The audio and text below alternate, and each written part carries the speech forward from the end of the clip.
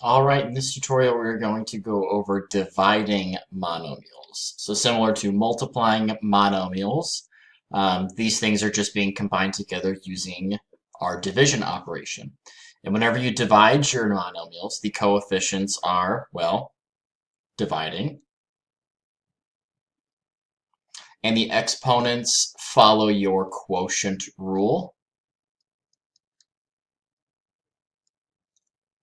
And if you don't remember the quotient rule video that was in the previous unit, that just means that your exponents are subtracted.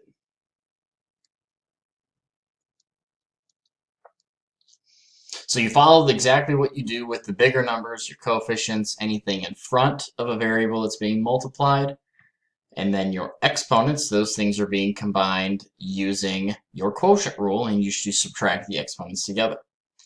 So right here we have 4s to the third t to the ninth times u being divided by s to the eighth t to the ninth and u. So within each numerator and denominator, all of these things are being multiplied, but since they're not like terms, there's really not much we can do. Now there are like terms between your numerators and denominators that are being divided, and we can follow our quotient rule when dividing those things together. So first, let's deal with our coefficients. 4 divided by, well, there's nothing there. It's an invisible 1, so 4 divided by 1 is 4. Now we have s to the third divided by s to the eighth, and 3 minus our 8, since we're following our quotient rule, is going to give us a negative 5. And we have t to the ninth divided by t to the ninth. And when you have the same thing on top and bottom, those essentially cancel each other out, or you could treat this as a 9 minus 9 to get 0, and anything raised to the 0 power is 1.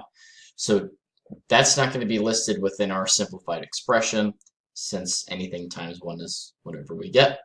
Likewise with our u's, we have an invisible 1 above both of our u's, and 1 minus 1 is 0, and it's going to follow the exact same reasoning for our t and why it's not listed. Now, sometimes you will need to make sure that your answers are written in positive exponents. So just make sure you take this s to the negative 5 and move it to your denominator with a positive exponent. And that would be your final simplified expression. Now, the second example, 6v to the negative 1, w to the negative 5, over 2v to the 0, w to the negative 1. So let's go through the exact same thing. 6 over 2 gives us a 3. V to the negative 1 over v to the 0. Negative 1 minus 0 is negative 1.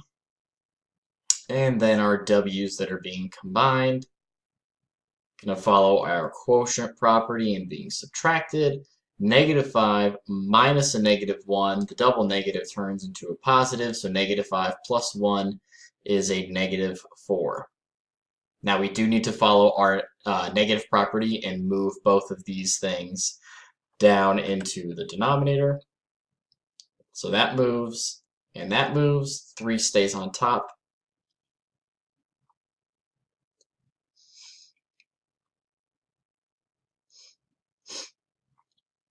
And there you go. You don't have to put the 1 above the v because anything that's just by itself will be treated as that 1.